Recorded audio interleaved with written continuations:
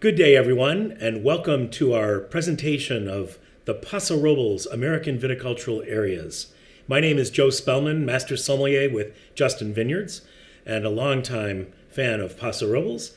Honored to be with you and going through some beautiful sites and some fantastic vineyards in Paso Robles, courtesy of the Paso Robles Wine Country Alliance and its sponsoring wineries. We have a number of different regions to talk about: soils, weather, grape varieties, and eventually wines. So let's start our exploration. We're going to go courtesy of Google Earth to the coast of California, the Central Coast comprised of Monterey, San Luis Obispo, and Santa Barbara counties primarily, the three largest counties, and hone in to the Paso Robles district in the northern end of San Luis Obispo County. Coastal towns, very cool, very difficult to grow grapes anywhere near there, but in the interior, over the Santa Lucia mountain range, we find many great sites in which vineyards have thrived for many decades. First, we're going to fly in and over Highway 46, which heads out to the ocean from the center of Paso Robles at Willow Creek. You can see here all the famous live oak trees that dot the landscape and are the reason Paso Robles is named so. These conical hills at Denner and the James Berry Vineyard, a very famous site, over some more trees. And we're staying out west in Paso Robles, moving up to the Adelaide district, and some beautiful vineyards as we get there for the famous Tablas Creek and Halter Ranch properties as we head west. Hope this is not too dizzying, but quite a bit farther north and west from the Willow Creek and Templeton areas where we were. And pulling back away, you can see the mountains that border the Adelaide district, that Santa Lucia range, at the heights of which no grapes are grown. Now we're going back east across the broad expanse of the region to the city of Paso Robles, bisected by the Salinas River and its trees surrounding the river. A lot of it is dry during the growing season, but the town's grown quite a bit over the last couple decades. Now we're heading southeast to the El Pomar district. Some great vineyards here, some fantastic settings for fine vineyards for many of the grower producers. And now finally getting out east to the Shalom Hills in the northeast corner of Paso Robles, and some pretty forbidding mountains behind that. Then we come back swinging out and up and take the view to the west from the eastern edge of Paso Robles across that wide expanse of about 40-50 miles to the Pacific Ocean. Now going back south again, and we lower our sights, come to the southern point of the Paso Robles AVA overall, which is the Santa Margarita Ranch area. And again, beautiful development of fantastic vineyards here, protected by the Santa Lucia range with equal access to ocean breezes, moisture, and wind patterns. And we come back and reside back over the Santa Lucias. Hope you've enjoyed the ride. Really fantastic way to see the wine region, at least the surface of it. And of course, that's all located in the northern third of San Luis Obispo County, about halfway between San Francisco and Los Angeles, about 200 miles from either very large city there. So it's a little harder to get to than some of the North Coast or areas even in the South Coast for the big metropolitan areas, but well worth the ride. And we certainly encourage any professional or wine lover to visit Paso Robles anytime because of the breadth of exciting wineries and culinary delights to be found. So, what makes Paso great for grapes? Well, geographic distinctions as seen here in this hearted vineyard, this heart of old oak trees in the middle of Niner on a hillside in South Paso. to the west. The western border is at the least 6 miles from the Pacific Ocean. And of course, that varies depending on how far up in a hillside you are as a grower. But the landscape is quite diverse. There are many old river beds that have dried up that create interesting soil patterns and used to create more water patterns than they do now. There are some relatively flat parts of Paso Robles, but generally it rolls quite a bit. And of course, mountains define either end, east and west, of the Paso Robles AVA in a broad sense. The Santa Lucias to the west, parallel to the Pacific coast, and the La Panza and Shalom Hills in the east. And these tend to create a border around which there are very little vineyard activity. So the region's large. It's one of the largest AVAs ever established in California, 42 miles wide east to west and about 30 miles deep north to south at its deepest point. So Paso Robles, what does it mean? It's the Pass of the Oaks, El Paso de Robles, so named in the 18th century. The biggest region for the most diverse soils of all AVAs in California at over 600,000 acres. 40,000 different vineyard acres scattered all over these 11 sub-AVAs, over 200 wineries, and that's not even counting some of the virtual or second label wineries as separate wineries, and 64 different varieties known to be grown by all of these grower producers throughout the region. One great advantage Paso Robles has is one of the broadest diurnal temperature shifts from day to night in California. And because we're close to the ocean, as well as have broad expanses of undulating soil all the way through east to west, there are big differences between day and night, and that is very helpful to the vines. One other important factor, there is more calcareous and siliceous soil in Paso Robles than pretty much any other part of vineyard land in California. And this presents great advantages in an area where there's a dearth of volcanic soils or alluvial soils, which are found much more commonly in the North Coast. So Paso Robles, as an AVA, or American Viticultural Area, was established back in 1983. Only 17 operating wineries who got together to propose the region.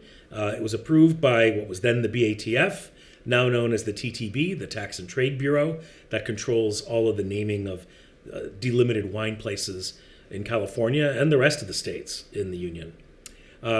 In 2007, a number of growers and producers felt that Paso Robles was almost too large an AVA, and it was a good idea to think about dividing it into distinct geographical subzones, much as Napa and Sonoma counties have done, and other parts of wine production country in California. Over many, many meetings and discussions, the proposal came down to approving 11 sub-AVAs within Paso Robles, all of which, importantly, are permitted to be identified as Paso Robles wines in a general sense, so that conjunctive labeling law is quite valuable to many growers and producers, particularly if they're crossing over from subregion to subregion. So these 11 subregions are distinctive for their weather patterns, for their soil types, and for the historic practices of grape growing in the regions and the style of wine they produce. And here they are in the almost rectangular map of Paso Robles. Not every part of Paso Robles is delimited by a sub-AVA, but the most important vineyards are included in one or the other of these 11.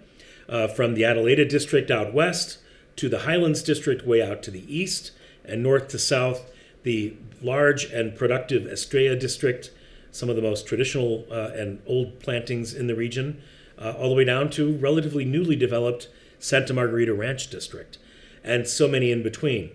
Cooler climates to the west, a little more rainfall and water absorption in the west. That includes Adelaida, Willow Creek, Templeton Gap, and to some extent, even parts of El Pomar. But as you are in the north and the east, far lower rainfall patterns, far different soil types, and generally a different kind of agriculture for grapes. Major roads, Highway 46, goes across the south end of the Paso Robles key districts and heads out east past Shandon and ends up toward Fresno. And north to south, the major highway is Highway 101, coming down from Monterey through San Miguel District and going down through the pass in the hills just to the west of the Santa Margarita District.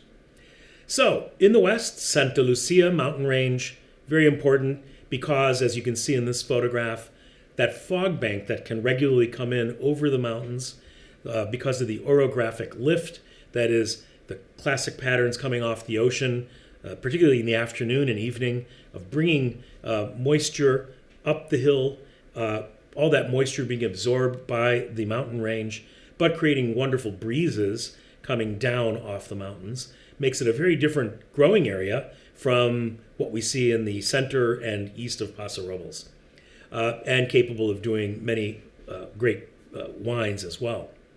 So this is overlooking Justin Vineyards and some of the hills there. You can see much of it surrounded by the live oaks, and in the background, the Santa Lucia range, which dominates. Now the eastern ranges, a little bit lower lying, a little more rolling, a lot more clay soils here, but also quite an interesting combination of other mineral and old calcareous bases can be found through here, dotting with trees as well here, but a lot more large properties, much more rolling vineyards, usually higher yielding and quite abundant in certain spots. Now to climate. Paso, of course, is known as a pretty warm place, but I want to prove to you it's cooler than you think. By the measurements that we take, we find Paso to be just a little bit warmer than Napa Valley over the course of most growing years. And one of the great advantages is this huge difference of temperature day to night.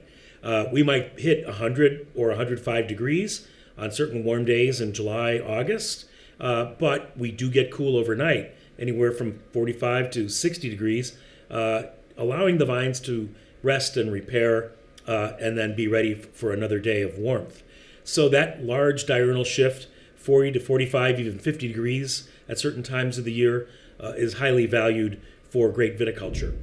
Likewise, rainfall, which is generally low but is greater in the west, and because we have these regular patterns of fog and mist coming from the Pacific Ocean, there's a little more absorption of water before and after and during the growing season because of the rain shadow created by the orographic lift of the water and wind coming from the ocean in the mountains. So the wide diurnal temperature shift, the changes of temperature as you go from east to west or west to east, north to south, give us a lot more range of times of harvest and types of grape varieties. So here we're going to show you the Winkler Scale and how it is measured in these many sub-AVAs or AVAs on their own right, where it's quite cool to the west, influenced highly by the winds coming off the ocean in the Templeton Gap from Morro Bay, south of Highway 46, but directly into the Templeton Gap and in and around Willow Creek and Adelaida. These are also influenced to some extent by winds that come from the north across the San Miguel district, and the east side a little less wind affected. But here certainly there is an opportunity for cooler temperatures at night and slower accumulation of heat during the early morning parts of the day in Adelaida, Willow Creek, Templeton, where it's region 2 or 3. This is analogous to Bordeaux or to Washington State, possibly to the Rhone Valley or Rioja. So those kind of grapes are the ones that thrive in Western Paso and have done well historically. A huge mix of Bordeaux and Rhone varieties have done very well. As we move east, again, a little more traditional Zinfandel historically, and a lot of that's given way to large masses of Bordeaux fruit and a lot of growers experimenting with many other varieties. And it's a little bit warmer, regions 3 and 4, particularly to the north in Estrella and San Miguel, and then all the way out into the far east in the shadow of the Cholam Hills in San Juan, Highlands, and Creston. Quite a bit warmer, more analogous to, say, Barossa Valley or St. Helena. And in Napa Valley, of course, a whole different set of constructs as far as soil heat summation, and so forth. But we're pretty close. And again, the Cuesta grade is also a defining factor for the Santa Margarita Ranch down in the south. So here's another view of some of these winds I started to talk about. The northwesterly winds coming off the ocean every day, down south through the Santa Lucias in the northern county of Monterey, along the Salinas River, and then downslope winds coming from the east, again, just created by that shift of the natural tendency of accumulating air to rise up over those hillsides in the Cholam Hills and the Panza Range. Temperatures do vary quite a bit between Paso Robles, Napa, and Bordeaux, and generally, though, are consistent, especially in California. The growing years are quite parallel, with Paso being just a little bit warmer than Napa, maybe 1.5 degrees or maybe a little bit more on average per year. Typically, we will be parallel to the Napa patterns because, again, coastal California is all affected by that same big ocean. But Bordeaux, a little more erratic and a little bit lower overall in temperature, with typically a lot more rainfall, too. So Bordeaux has always struggled to ripen Cabernet and its related varieties in a consistent way, the way Napa and Paso have been able to do. And there have been dips, a couple of years that were quite a bit cooler in the early 2010s, 10 and 11, but generally we've been on a warm streak since then and have had really successful vintages. And again, rainfall, another factor that we like to look at besides temperature range. So rain here in the west is far more prevalent. And again, this is generally over the winter season rains. Once in a while, there'd be a mid-season rain, quite rare. And it tends to dry out as we go east. So there's a lot more development of water underground in our calcareous soils in Adelaida and Willow Creek and Templeton Gap, higher elevation, much more rugged country, holding that water than far out east where only 11 to 15 inches are accumulating on average over most growing year winters. And again, that doesn't mean you can't grow good grapes out there. It just means that all has to be irrigated. But generally, most vineyards are, save for a few old traditional Zinfandel and a few Grenache vineyards. So here's another graph that shows the temperature, again, overlaid with the water absorption or the water falling throughout Paso Robles, and that has been erratic in Paso too. Typically in coastal California, we'll go through 3, 4, maybe even 5 years of drier wet rainfall accumulation, and then boom, we get a year that's very wet. So 2006 was that way, 2011 was that way, and then several years of dry temperatures.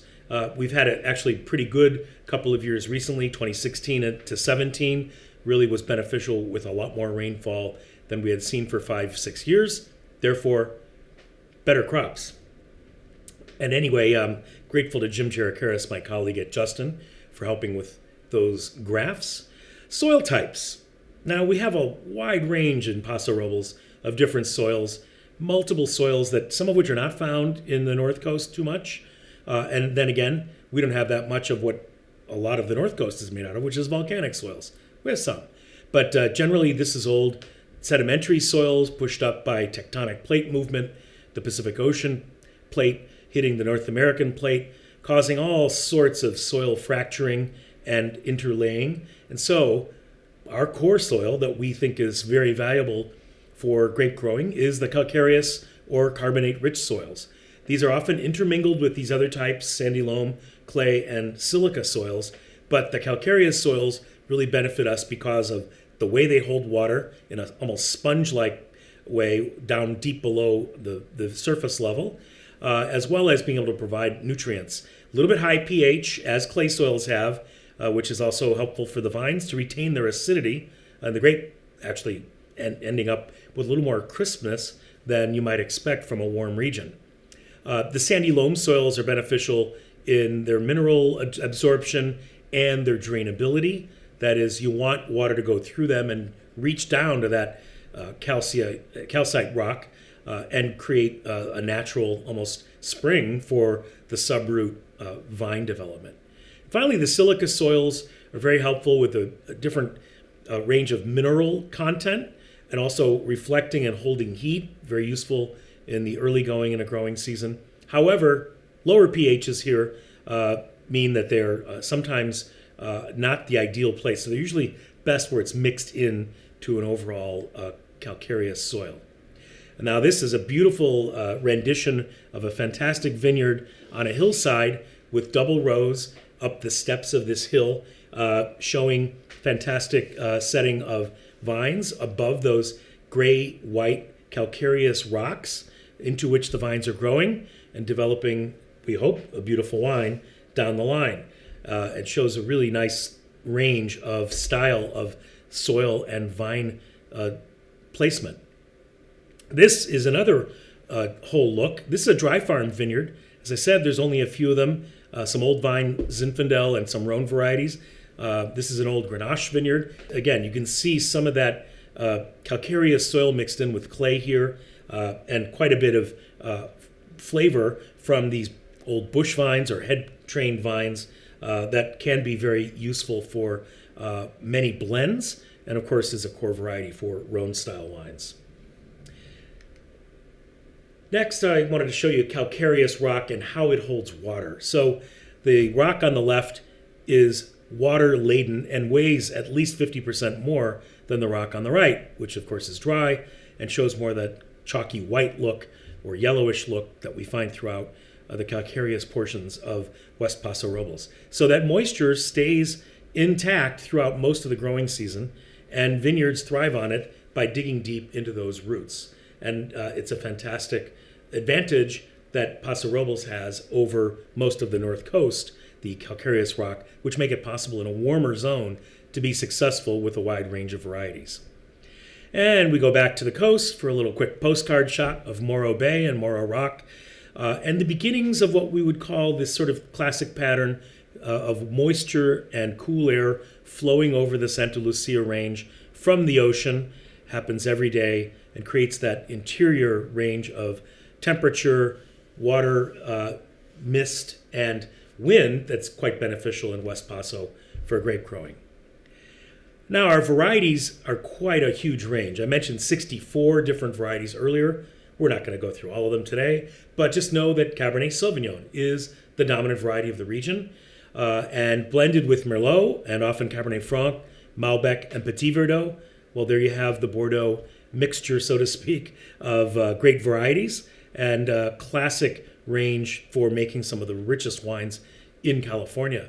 But of course, we've also become known as a Rhone zone, the Syrah, Grenache, Mourvèdre, Counoise, multiple other varieties, including many white Rhone varieties, have been very successful at different spots in Paso Robles. So we know producers are growing 13 or 14 different Rhone varieties in the same property, and that's a very interesting kind of development, very much like Châteauneuf-du-Pape. Old vine Zinfandel is still around. It has diminished as a percentage of overall production, but Zinfandel, as kind of the heritage grape of the region, continues to thrive, and there are many very good ones, dry farmed quite often, and some with some newfangled management principles and very different kind of yield levels and style, ultimately. So Zin was early in the 19th century, one of the most planted varieties. And as you can see on this graph, a very small percentage, about 6% of overall acreage. Note too, aside from all these other minor varieties that are useful in blending, and once in a while a producer will feature on their own, whether they're Eastern European, Austrian, Northern Italian, what have you, these are being worked with by a lot of craft producers who are making less than 5,000 cases of wine a year. I hesitate to use the word, but that's really the approach. If you have a small vineyard and you're using shared space to make a wine, there are limits to how much you can do. So the style of wine coming from some of these small producers can be more energized, more distinctive, and more personal than from some of the large, better-known producers that have broad distribution. So if you get a chance to get out there, come visit them, because they're offering some wines at cellar door that may not be distributed at all. So, I hope you've enjoyed our little tour of Paso Robles. I hope you find, like I do, that it's cooler than you thought.